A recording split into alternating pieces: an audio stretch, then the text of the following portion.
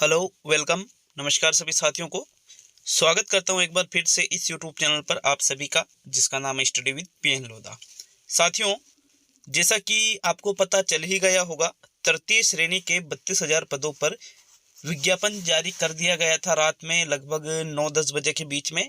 तो इस वीडियो के माध्यम से हम यही जानने वाले हैं कि भाई इसकी जो संपूर्ण जानकारी है वो विवरण सहित मैं इस वीडियो के माध्यम से आप सभी को देने वाला हूं। कई सारे साथी हैं जो जिनके पास खबर नहीं पहुंचती है या फिर जानकारी देने वाला कोई और नहीं होता है, तो उनके लिए विशेष रूप से ये उपयोगी वीडियो है। तो बाकी वीडियो को पूरा देख करके जाइएगा, ताकि आपको आने वाले समय में जब आप फॉर्म फिल करोगे तो कोई परेशानी ना हो। तो चलिए शुरू करते हैं इस वीडियो को। पद वर्गीकरण, विशेष शिक्षा के पद, विशिष्ट जो शिक्षक है, सामान्य शिक्षक है, टीएसपी, नॉन टीएसपी, सारी चीज़ें हम यहाँ पर देखेंगे। और उसके बाद में फॉर्म फिल की डेट भी आपको पता चल ही गई होगी, लेकिन फॉर्म फिल की डेट के अलावा भी कि भाई अभी क्या क्या चाहिए, तो सारी चीज़ें हम इस वीडियो के में देखने वाले हैं। तो चलिए शुरू करते हैं साथियों हम इस वीडियो को।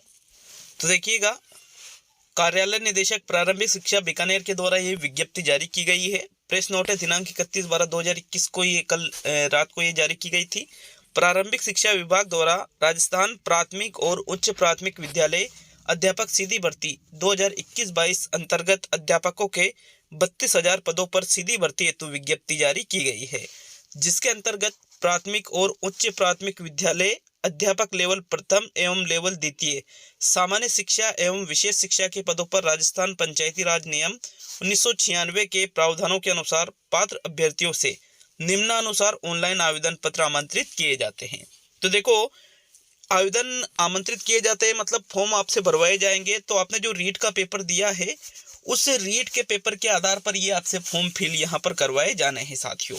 जिन्होंने रीट का पेपर दिया है और जो एलिजिबल है, एलिजिबल का मतलब है जो गवर्नमेंट ने विशेष वर्ग या सामान्य वर्ग के लिए जो योग्यता निर्धारित कर रखी है, यदि आप उसके अंतर्गत आते हो तो आप एलिजिबल हो यहाँ पर फॉर्म भरने के लिए। क्योंकि रीट का पेपर देने से मास्टर नहीं बनते, बल्कि रीट के पेपर के बाद में ये जो विज्ञप्ति जारी की गई है, इसमें आप फॉर्म भरोगे, फिर उसके बाद में जो कट ऑफ निकलेगी तो उस कट ऑफ में आपका नंबर आना चाहिए, तभी यहाँ पर आपका सिलेक्शन फाइनल होता है और आप एक टीचर बन जाते हो साथियों।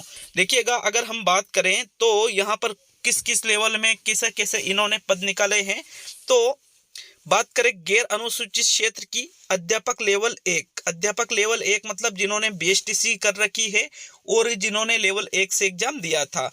इसमें विज्ञापित पदों की संख्या जो सामान्य शिक्षा है इसमें 11,500 है और जो विशिष्ट शिक्षा है इसमें 440 है, मतलब कुल योग 11,940 है। तो जो सामान्य शिक्षक है 32,000 में से अध्यापक लेवल 1 के लिए 11,500 और 440 सामान्य में ही जो मतलब नॉन टीएसपी वाले हैं उनमें विशेष शिक्षक भी 440 है। तो टोटल 11,940 यहाँ पर सीट है लेवल फर्स्ट की। ठीक है, नॉन टीएसपी की बात कर रहा हूं। अगर टीएसपी की बात करें, टीएसपी मतलब ये है कि जो राजस्थान में जो गवर्नमेंट ने निर्धारित कर रखा है कि ये अनुसूचित क्षेत्र के अंतर्गत आएंगे, वो टीएसपी। जैसे राजस्थान में जैसे 12 जिले में शहरिया जनजाति है, तो वहाँ का एक निश्चित क्षेत्र है, उसमें जो लोग आते हैं तो वो टीएसपी में है। ऐसे ही बांसवाड़ा वगैरह वहाँ पर भी टीएसपी में है।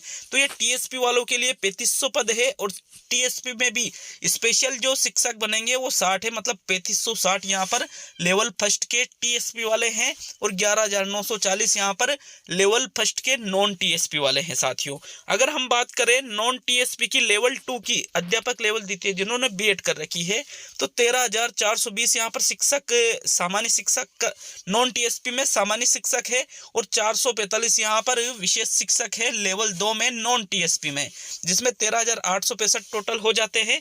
जबकि अगर टीएसपी क्षेत्र की बात करें लेवल 2 बीएड वालों के लिए, तो यहाँ पर 2580 यहाँ पर पद निकाले हैं टीएसपी के लिए, जिसमें 55 स्पेशल है तो 2635। इस प्रकार टोटल साथियों सामान्य शिक्षा के लिए 31,000 पद और विशेष शिक्षा के लिए 1,000 पद अलग से यहाँ पर टोटल जोड़े गए हैं। ये विज्ञप्ति 32,000 की हो जाती है। लेवल फर्स्ट के 11,940 non TSP, TSP 3560, level second के 13,865 नॉन टीएसपी और लेवल सेकंड के टीएसपी के 2635। इस प्रकार टोटल ये पद हो जाते हैं साथियों।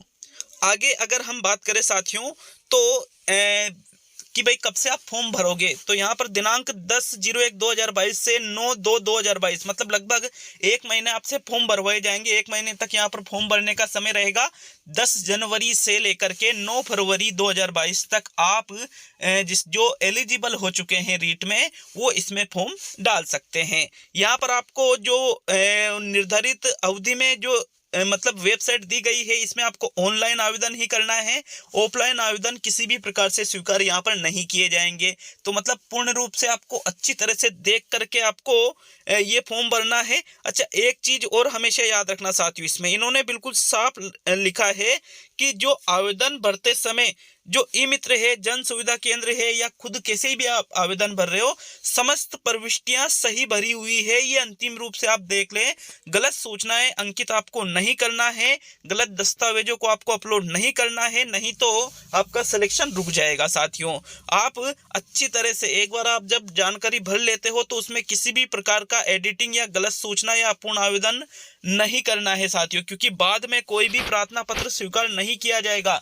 तो ये आपके सोचने वाली बात है, जब आप फॉर्म भरोगे तो अच्छी तरह से देख करके फॉर्म भरिएगा, क्योंकि बाद में आप उसमें सुधार नहीं कर सकते हो। तो ये चीज आपको विशेष तौर पे याद रखनी है, क्योंकि ये आपकी लाइफ से जुड़ी हुई चीज है मित्रों। आगे अगर हम बात करें तो जो जनरल कैटेगरी के हैं या अन्य पिछड़ा वर्ग के, अति पिछड़ा वर्ग के, राज्य के बाहर के जो समस्त वर्ग के अभ्यर्थी है, आवेदन शुल्क 100 रुपये लिए जाएंगे। जबकि नॉन क्रीमी लेयर श्रेणी के पिछड़े वर्ग, अति पिछड़ा वर्ग, आर्थिक रूप से कमजोर वर्ग के 70 रुपये, और इस प्रकार ये शहरी अनुसूचित जनजाति वगैरह इनसे 60 रुपये यहाँ पर फॉर्म भरने के लिए जाएंगे। अच्छा, एक चीज और है, उक्त निर्धारित शुल्क के अभाव में आवेदन पर विचार नहीं किया जाएगा, जिसके लिए अभ्यर्थी स्वयं जिम्मेदार होगा एवं शुल्क एक बार जमा होने पर वापस नहीं लौटाई जाएगी। तो ठीक है, यहाँ पे तो कोई दिक्कत है ही नहीं। इसके बाद में अगर हम बात करें साथियों, तो यहाँ पे आपको ये भी ध्यान में रखना है कि जैसे आपने फॉर्म तो भर दिया, लेकिन फॉर्म भरने के बाद में उसको सबमिट करने से पहले बिल्कुल एक एक चीज को अच्छी तरह से चेक कर ले, क्योंकि कई बार क्या होता है, हम शब्दों में स्पेस वगैरह को नहीं देखते हैं, कहाँ पर ए लगाना है, कहाँ पर ई लगाना है, कहाँ पर डबल ई दुकान वाले ने लगा दिया जबकि हमको वहाँ आई लिखना था। तो इस प्रकार की ये जो नॉर्मल सी गलतियां, ये गलतियां किसी भी सिचुएशन में नहीं होनी चाहिए, क्योंकि बाद में डॉक्यूमेंट वेरिफिकेशन के टाइम पे आपको इससे दिक्कत आएगी। और दिक्कत बाद वाली बहुत खराब होती है जब कट ऑफ के अंदर हम आ जाते हैं और ये छोटी छोटी चीजें हमें टेंशन देती है साथियों। तो इस प्रकार आपके विज्ञप्ति जारी हो चुकी है 32,000 पदों पर। अब देखो, गवर्नमेंट ने आपकी बात नहीं मानी है, ना ही किसी की भी बात गवर्नमेंट ने नहीं मानी है। इन्होंने भाई मांग तो की जा रही थी, खैर अब मैं उस चीज पे नहीं बोलूंगा, क्योंकि बहुत सारी चीजें हुई है मेरे साथ भी, जबकि इसमें मेरा कोई रोल ही नहीं है साथियों। आप समझ सकते हो भाई, पद बढ़ाने नहीं बढ़ाने में मेरा कोई रोल नहीं है। मैंने खुद ने थोड़ी नई शिक्षक भर्ती निकाली है, ना ही मैंने कि भाई मैंने कहा मुख्यमंत्री जी से कि आप पद मत बढ़ाओ। भाई मैं तो फेवर में था इस चीज के कि पद बढ़ाइए, इसी भर्ती में अलग से बाद में निकाल देना। लेकिन लोगों को जाने क्या हुआ है, कुछ लोग ऐसी ऐसी बातें करते हैं। तो चलो कोई बात नहीं, सबके अपने अपने बिहेवियर सबका होता है, सबके अपने घर वाले शिक्षा देते हैं, वही चीज आती है साथियों। मिलते हैं अब अगले वीडियो में। बहुत बहुत धन्यवाद। आपको कुछ गलत लगा हो तो इसके लिए मैं सॉरी मांगता हूँ आप सभी से। बाकी मेरी कोई ऐसी मंशा तो है नहीं। तो ठीक है, मिलते हैं अब अगले वीडियो में। बहुत बहुत धन्यवाद सभी का।